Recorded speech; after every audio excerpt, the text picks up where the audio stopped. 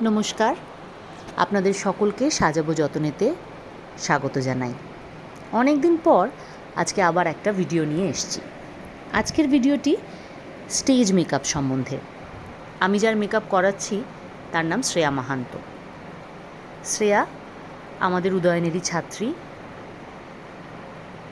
অত্যন্ত গুণী দক্ষ একজন শিল্পী এবং তার যে নিজস্ব প্রতিষ্ঠান লহরী ডান্স ইনস্টিটিউশন, সেই লহরীর বার্ষিক অনুষ্ঠান ছিল 31শে মে জয় হিন্দ অডিটোরিয়ামে।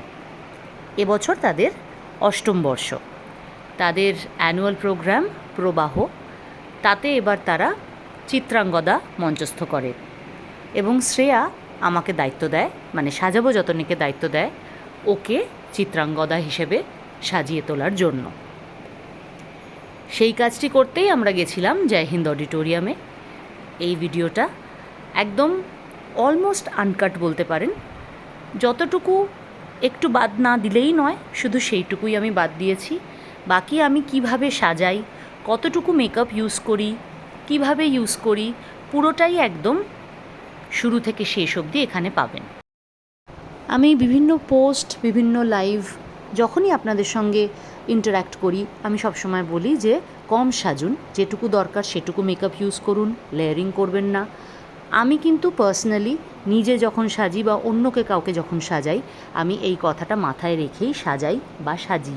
তাই শ্রেয়ার মুখের মধ্যেও যে পিগমেন্টেশন বা যে দাগগুলো হয়তো ছিল, সেগুলো স্টেজের জন্য যতটা ঢাকা দরকার আমি ততটাই ঢেকেছি। একদম পুরো কেকি একটা মুখোশ পরিয়ে তার উপর ওকে সাজাইনি, কারণ আমরা সেভাবে শিখিনি। তাই শেষ অবধি দেখুন, আপনাদের যদি ভালো লাগে আমার খুব ভালো লাগবে, আর যদি আপনাদের মনে হয় আমার কিছু সংশোধন করা উচিত আমায় প্লিজ জানাবেন। আমি নিশ্চয়ই ভেবে দেখব এবং চেষ্টা করব সেটাকে গ্রহণ করতে।